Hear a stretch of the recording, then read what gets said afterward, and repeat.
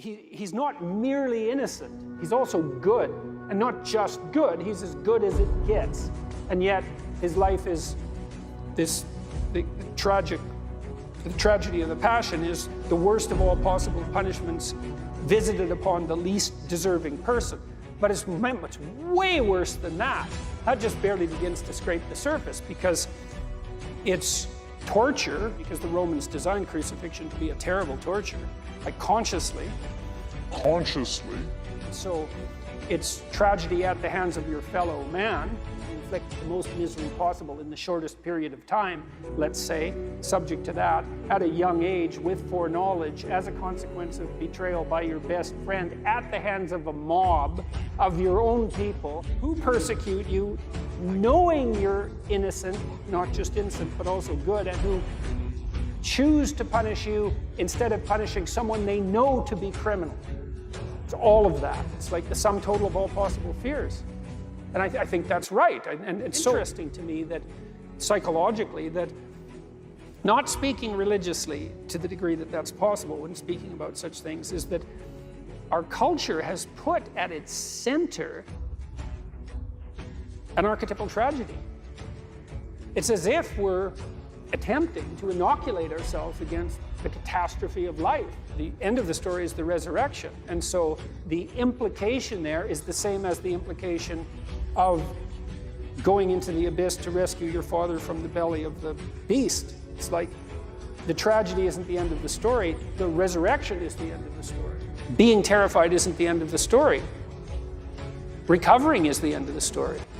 And so that begs the question is, like, to what degree are we capable of bearing suffering and prevailing? And the answer might be to the degree that we're capable of confronting it forthrightly. And that might actually just be true. So René Girard believed that it was a human proclivity to demonize the scapegoat and then drive it out of the village. And I've thought about that a lot. We need a place to put Satan.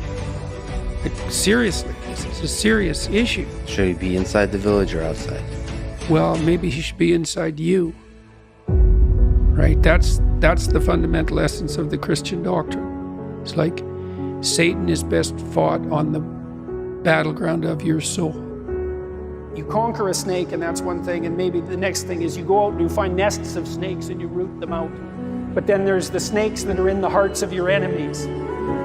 That's a harder snake to deal with. And then there's the snake that's in your heart, and that's the hardest snake to deal with, right? And that's where the equation between the serpent and Satan comes, because the worst of all snakes is the serpent in your own heart.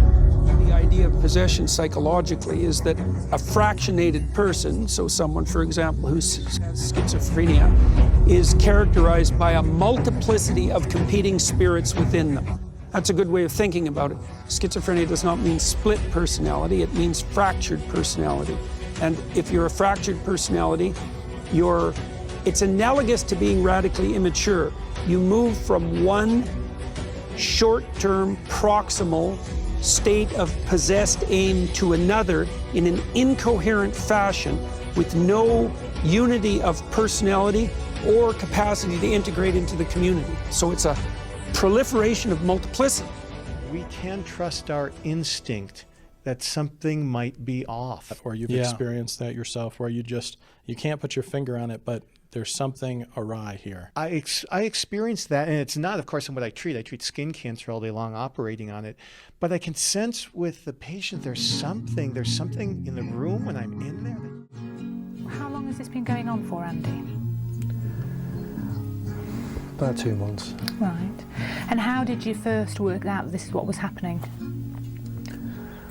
I came home, I knew then. And what was it that you knew at that moment? That there were for MR5. Right, okay. So it's been going on a couple of months? Yeah, this new lecturer started at uni, and he works for MI5. Right. He basically drafted my housemates in, turned them against me. Okay. Now I've noticed a couple of times while we've been talking that you've sort of looked round you into the room as if you're checking for something. Could I ask you what's happening at those times? Well, I can hear him talking about me. Right. So that you recognise it as their voices? Yeah, I can hear them all the time. Right. How many voices can you hear, Andy? Three. There's three of them. Okay. And do they sound real, like my voice sounds talking to you now? Yeah, it's odd. It's like I can hear them when they're not here.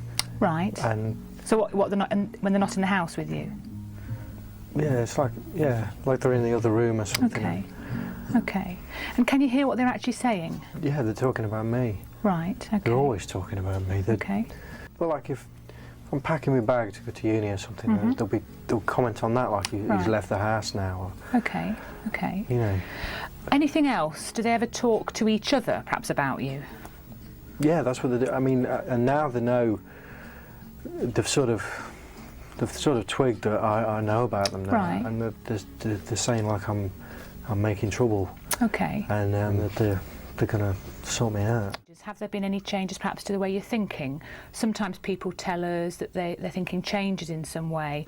So, for example, they might feel that they're getting thoughts put into their head that aren't their own. Have you had any experiences like that? Yeah, I do think things that aren't me. Like they're putting stuff in my brain. It's not me. I'm not thinking. So different like thoughts in your brain. Yeah, it's like it's stupid stuff as well. It's like the other day I suddenly just started thinking about some woman in Coronation Street. I don't watch any of that crap. Right. It's not your kind of thing normally. Right. They're not my thoughts. Right. So you're not getting the experience when your thoughts just stop altogether, like you have no thoughts left. No. If anything, there's too much in there. I wish I could unplug it. Okay.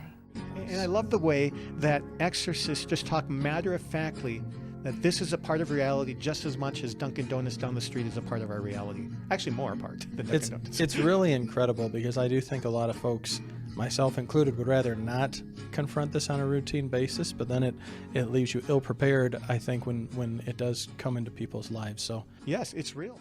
Intrigued. I've never spoken to a real exorcist that I know of. That's a good point. I and don't so know that I have either. I'm intrigued to kind of get the backstory, and especially as it relates to my work in primary care when I'm caring for somebody with mental illness. How should I think about this? Are there things that would give me clues that I should be looking at a spiritual aspect or trying to get a priest involved as well? Mental health is such a common complaint of folks that I get to care for. If anything, it's becoming more common, and Father had a great talk identifying how that's related to the influence of the demonic, both in overt possession, but more commonly in obsessions and other things from demons.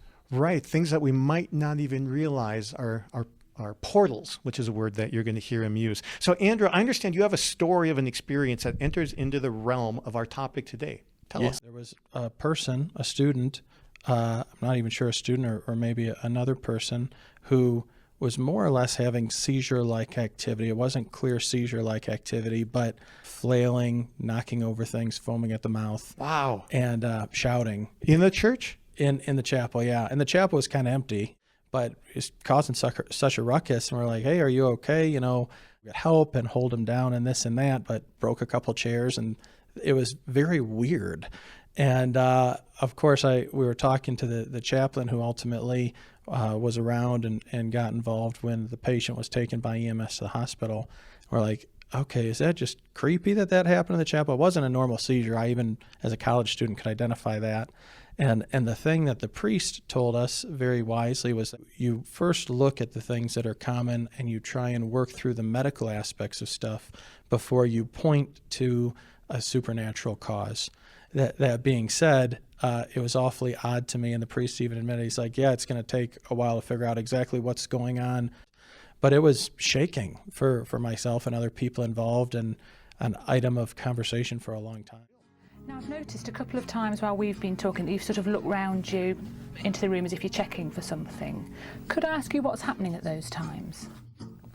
Well, I can hear them talking about me. Right. Who is it you can hear? My housemates. Right. So that you recognise it as their voices? Yeah, I can hear them all the time. Right. How many voices can you hear, Andy? Three. There's three of them.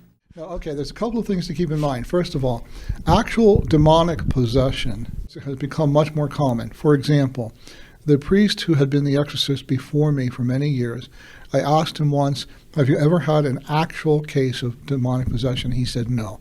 In the 11 years that I have been the exorcist, I've had at least 6.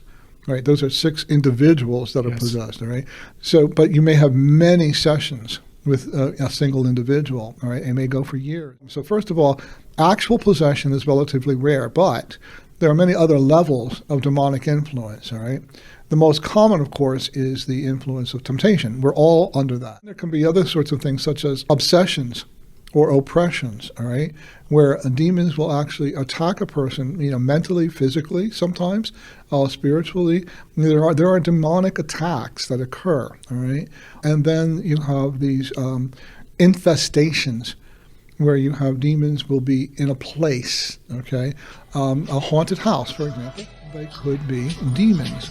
Freud made the case that we were haunted by ghosts, and Jung made the case that we were haunted by demons and gods. And that's much more accurate. And when you start to understand that, man, the world is not the same. It is seriously not the same. I agree with Dr. Peterson on that. And I also wanted to tell you I have part 2 of this that's even more intriguing. Has a lot of the same interviews, clips. It's just the latter parts that are even more interesting. And I have included few pictures and things, so please take a look at that. I will include a link in the description. Thanks for watching this.